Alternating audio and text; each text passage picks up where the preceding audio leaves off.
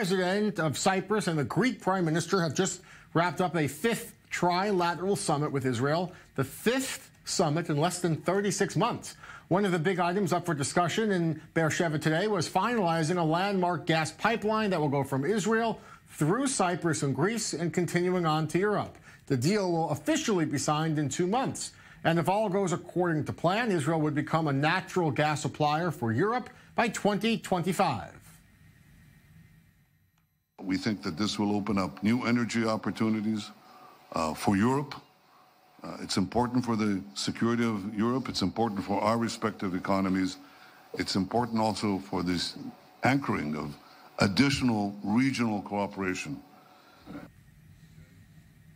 And with me now is Arye Mekel, again, the former Israeli ambassador to Greece, a man who years ago helped kickstart this project I believe 8 years in the making. Now, give me your thoughts on seeing this accomplishment today. It won't officially be signed, I believe, until February, but it's basically a done deal. What does it mean to you?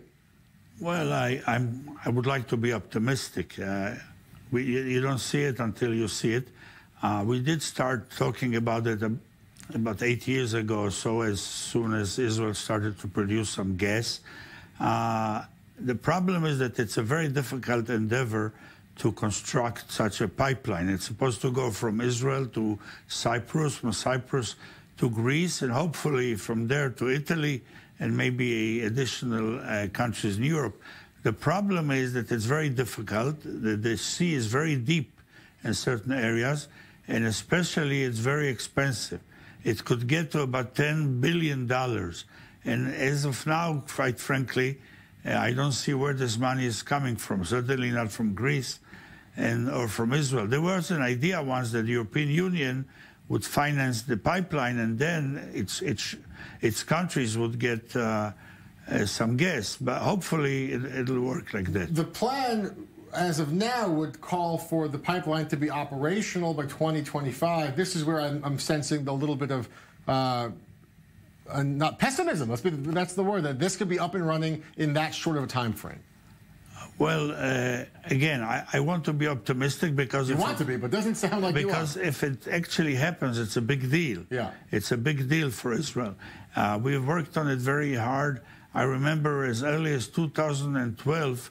When President Shimon Peres came, he already raised the idea. And by the way, with him, he brought businessman Yitzhak Tshuva, who was one of the owners of the Israeli gas. I mean, but as I said, A, it's very difficult from a technical point of view, and B, it's very expensive. Why, aside from the pipeline itself, what is the significance of the warm and close relationship between Cyprus and Greece? 5 meetings now in less than a 3-year time period. Why is that significant?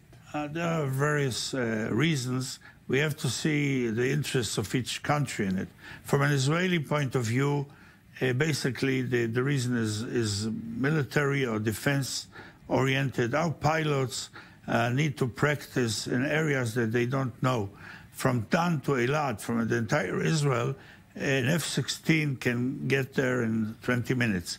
And they know every centimeter.